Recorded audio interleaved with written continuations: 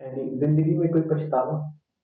नहीं, रिग्रेट नहीं, रिग्रेट ही तो आपको मायूसी की तरफ लेकर आते हैं। मैंने जब अल्लाह को समझना शुरू किया था और मैंने जब ये महसूस करना शुरू किया था कि मेरा अल्लाह मुझसे बहुत ज़्यादा प्यार करता है, तो मैंने एक चीज़ सबसे पहले अपने अंदर से निकाली, क्यों?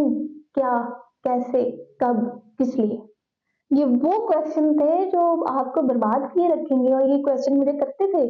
मेरे पास मैं अगर ये समझती हूँ कि ये क्यों है, वो क्यों है, वो कैसे, टाइम फेज़ आया था मेरे ऊपर भी और उस टाइम फेज़ को जब मैंने डीपली फ़ील किया अपने अंदर तो मुझे पता चला कि मुझे क्यों, कब, कैसे, किस लिए कि क्वेश्चन से निकल के बाहर आना है और इन सब रिग्रेट्स जब मैं निकलूँगी तो तभी मैं एक सक्सेसफुल पर्सन बन सकूँगी और फिर आप रिग्रेट रिग्रेट नहीं रहते, कुछ भी नहीं रहता। आई आई थिंक सो आप फिर ज़िंदगी में आगे बढ़ते हो। क्यों, कब, कैसे के क्वेश्चन हमेशा आपको पछतावा देते हैं।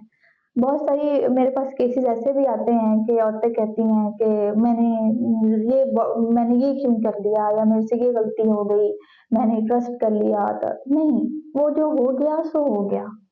अब आपने ये देखना है कि नेक्स्ट ऐसा कुछ ना हो कि आपको लगे कि ये नहीं होना चाहिए था।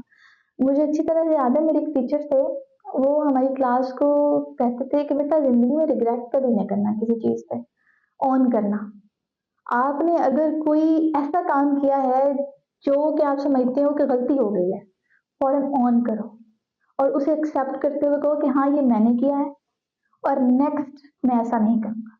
किसी के ऊपर नहीं डालना कि वो उसकी वजह से हुआ है, नहीं ऑन कर लो कि आपकी वजह से हुआ था, ये कॉन्सिक्वेंसेस थे और इन वजह से ये चीज़ हो गई तो अब नेक्स्ट नहीं होगी। सिंपल।